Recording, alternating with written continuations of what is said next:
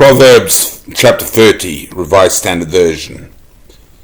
The words of Agur, son of Jakeh of Massa. The man says to Ithil and Ukal, surely I am too stupid to be a man. I have not the understanding of a man. I have not learned wisdom, nor have I knowledge of a holy one. Who has ascended to heaven and come down? Who has gathered the wind in his fists? Who has wrapped up the waters in a garment? Who has established all the ends of the earth? What is his name, and what is his son's name? Surely you know. Every word of God proves true. He is a shield to those who take refuge in him. Do not add to his words, lest he rebuke you, and you be found a liar. Two things I ask of thee, deny them not to me before I die. Remove far from me falsehood and lying, give me neither poverty nor riches. Feed me with food that is needful for me, lest I be full and deny thee, and say, who is Lord? Or lest I be poor and steal, and profane the name of my God. Do not slander a servant to his master, lest he curse you and be held guilty. There are those who curse their fathers and do not bless their mothers. There are those who are pure in their own eyes, but are not cleansed of their filth. There are those, how lofty are their eyes, how high their eyelids lift. Sorry, it's a joke. There are those whose teeth are swords, whose teeth are knives, to devour the poor from off the earth, the needy from among men.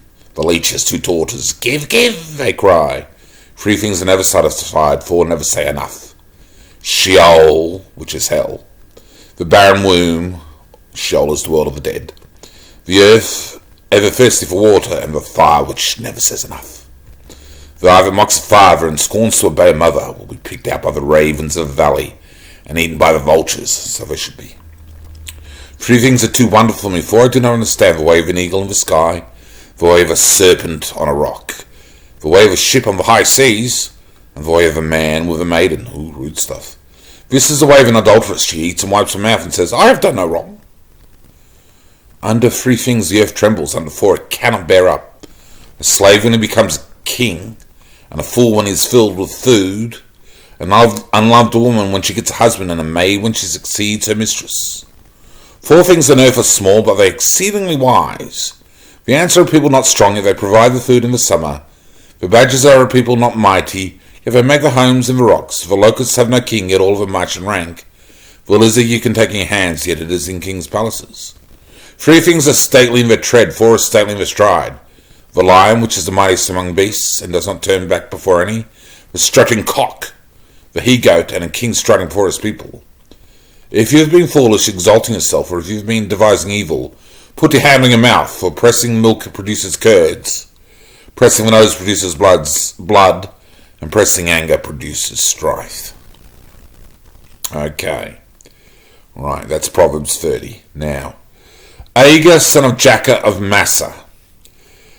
Nowhere else in the Bible, as far as I'm aware of. You know, it's Agur. We do not 100% know for sure who Agur is, the son of Jakeh of Massa. We do not know what race he is. I mean, it's the Hebrew Bible and it's Israel's Bible, but there are sections which are not Israel. Now, so we don't know where chapter 30 came from. It could be another culture. It could be an older culture, old proverbs which were hanging around, pre-Israelite. It could be. We don't really know. Massa, I think that might be somewhere around the Middle East. But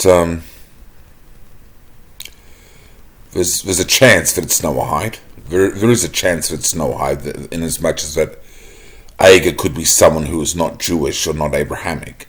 There is a chance of that. So it doesn't state who he really is or what people he belongs to. So I don't really know for sure.